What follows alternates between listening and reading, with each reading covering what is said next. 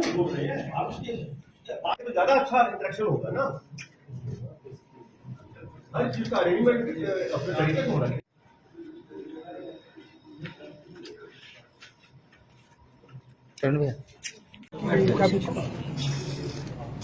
करें शुरू? चलिए बताइए।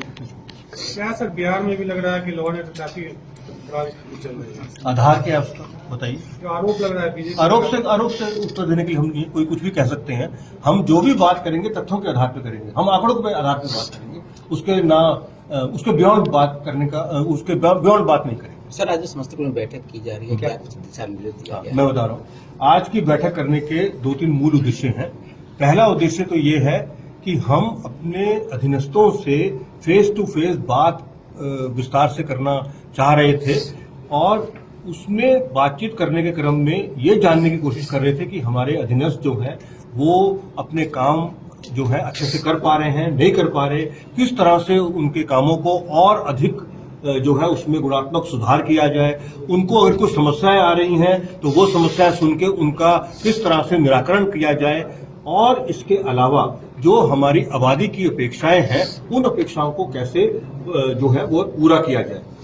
अंत में हम लोगों ने जो यहाँ पर अपराध के कांड हुए हैं, संवेदनशील कांड हुए हैं, महत्वपूर्ण कांड हुए हैं, उन पर केस बाय केस भी स्टडी करके और ये आकलन किया कि 90% केसेस में गिरफ्तारियां और उद्भेदन हो चुके हैं।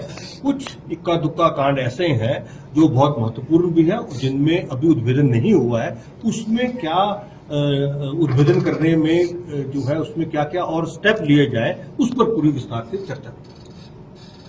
सर स्वर्ण व्यवसायी हत्याकांड में कुछ बात छन के आई है, उस पर चर्चा हुई है और उसके अंदर अनुसंधान के कई बिंदु हैं, जो बिंदु पे काम चल रहा है और मुझे उम्मीद है कि जल्द ही उस कांड का खुलासा हो जाएगा। यहाँ पे सर लूट की घटनाएं ज्यादा होने लगी, उस पर अंकुश लगे, इसके लिए पुलिस प्रशासन क्या सर? देखिए, लूट की घटना हो या और भी किसी हेड की घटना हो, अगर हम एनसीआरबी के डेटा की बात करें, वो तो डेटा भारत सरकार के स्तर से हर साल बनता है।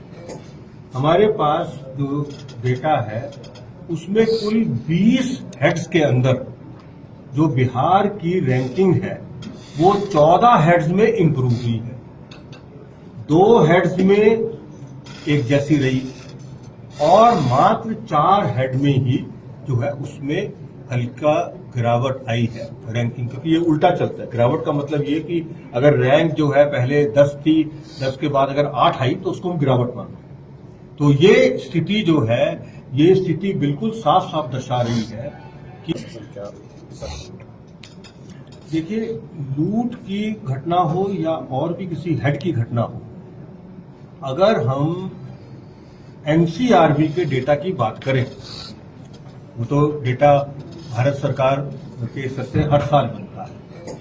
हमारे पास जो डेटा है उसमें कुल 20 हेड्स के अंदर जो बिहार की रैंकिंग है वो 14 हेड्स में इंप्रूव हुई है, 2 हेड्स में एक जैसी रही और मात्र 4 हेड में ही जो है उसमें हल्का गिरावट आई है रैंकिंग, क्योंकि ये उल्टा चलता है। गिरावट का मतलब ये कि अगर रैंक जो है पहले 10 थी, 10 के बाद अगर 8 आई तो उसको हम गिरावट मानते हैं। तो ये स्थिति जो है, ये स्थिति बिल्कुल साफ साफ दर्शा रही है कि पिछले वर्ष जो बिहार पुलिस ने दिन रात की मेहनत की, उसी का ये फलाफल जो है वो निकला है।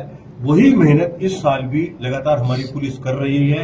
इस साल के पूरा होने के बाद भी हमें पूरी उम्मीद है कि स्थिति में और अधिक सुधार होगा। शराब माफियाओं पर भी कार्रवाई की जा रही है सर, क्या और कोई निर्देश है? शराब माफियाओं पर लगातार कार्रवाई चल रही है, सरकार की नीति है, उसका एक्साइज डिपार्टमेंट और पुलिस विभाग दोनों पूरी मेहनत के साथ में गिरफ्तारियों की कार्रवाई वो कर रहे हैं, रिकवरी की कार्रवाई जो है वो कर रहे हैं, और खास तौर से पुलिस का जो एक विशेष काम है वो ये है कि बिहार के अंदर अन्य राज्यों से जो बड़े बड़े लोग शराब की सप्लाई करते हैं उनको पकड़ के और उनको यहाँ पर ट्रायल में लगाया जाए। इस बाबत इस साल मतलब 2022 में झारखंड, पश्चिम बंगाल, हरियाणा, पंजाब, उत्तर प्रदेश, अरुणाचल प्रदेश, इन सब से 62 बड़े बड़े जो लोग हैं जो इस काम में लिप्त हैं उनकी गिरफ्तारियां की गई हैं और उनको ट्रायल में लेके जा रहे हैं। उसका काफी सकारात्मक प्रभाव जो है वो बिहार में पड़ा है। सर बिहार में पुलिस के मुल्क